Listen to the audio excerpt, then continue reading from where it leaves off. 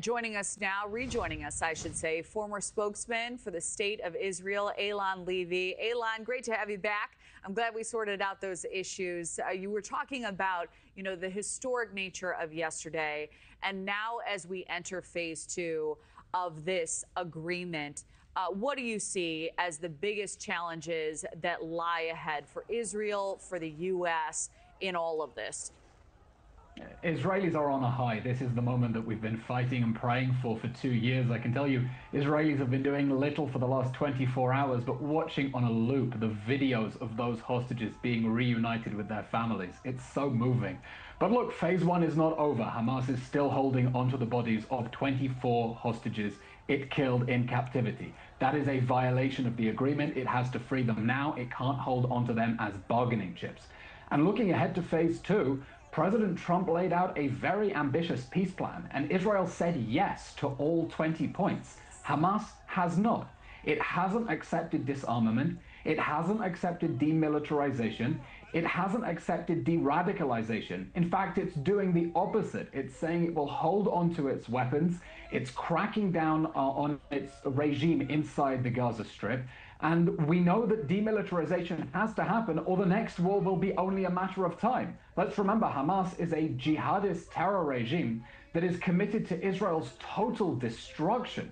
So now what we need is global pressure on Hamas to implement the Trump plan, whether it wants to or not. Those tunnels have to be destroyed. The remaining missiles have to be handed over.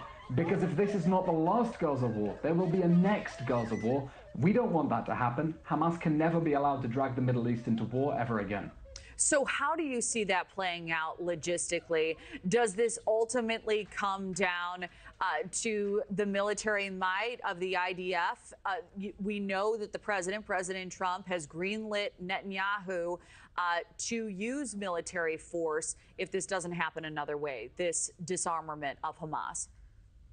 President Trump's peace plan says that Hamas must dismantle itself or it will be dismantled by force. It's creating a diplomatic option for an international stabilization force that is supposed to take Hamas's guns off it.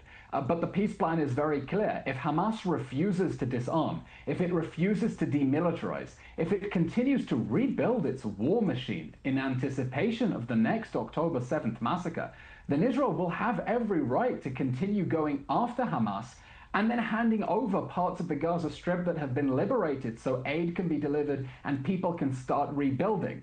But there can be no reconstruction in the Gaza Strip until Hamas is demilitarized, or reconstruction just means the reconstruction of Hamas.